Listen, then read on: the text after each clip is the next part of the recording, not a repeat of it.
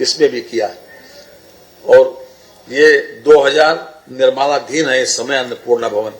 तो एक सार्वजनिक वितरण प्रणाली के तहत लोगों को आसानी से एक स्थान के ऊपर ये राशन का सामान मिल सके, इसके लिए व्यवस्था की जा रही है। और हर प्रकार की जैसे लोडिंग अनलोडिंग में भी। तो आपको बता दें, कैबिनेट की बैठक के बाद प्रेस ब्रीफिंग इस वक्त जारी है। वित्त मंत्री सुरेश खन्ना तमाम जानकारी दे रहे हैं। बड़ा फैसला लिया गया, पुलिस पीएससी में अग्निवीरों के लिए 20% का आरक्षण जो है वो होगा। पंकज झा हमारे सहयोगी अधिक जानकारी के साथ हमारे साथ फोन लाइन पर जुड़ रहे हैं। पंकज, क्या कुछ बड़े फैसले लिए गए हैं आज की इस कैबिनेट बैठक के बाद?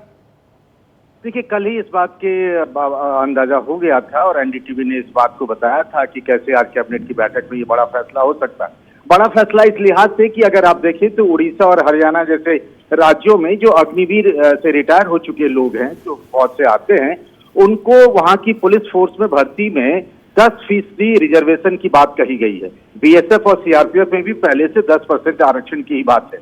लेकिन यूपी सरकार ने इसमें ऐतिहासिक कदम उठाया है और ये जो रिजर्वेशन की सीमा है उसको 20% कर दिया है।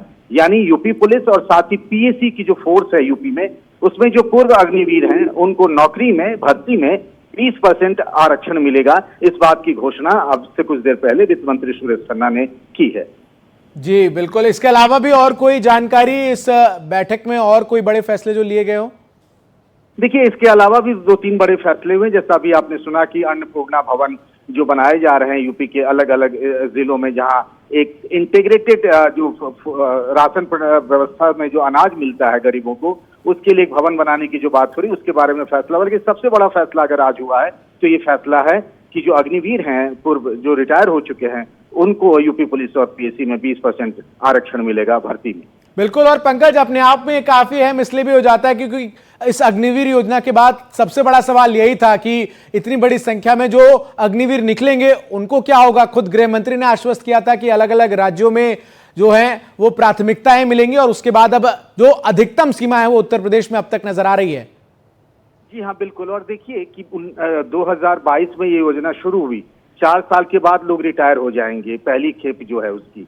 तो यानी ये बनता है कि 2026 में ऐसे लोग रिटायर होंगे और 2027 में यूपी में विधानसभा के चुनाव है। तो योगी सरकार ये चाहती है कि उससे पहले ही कुछ रिटायर हो चुके अग्निवीरों को यूपी पुलिस और पीएससी में नौकरी देकर के एक मैसेज दिया जाए, और इसी के तहत आज ये बड़ा फैसला हुआ है। बहुत बहुत शुक्रिया पंकज आपका हमारे साथ जुड़ने के लिए, तमाम जानकारी इस खबर से जुड़ी दर्शक तक पहुंचाने के लिए।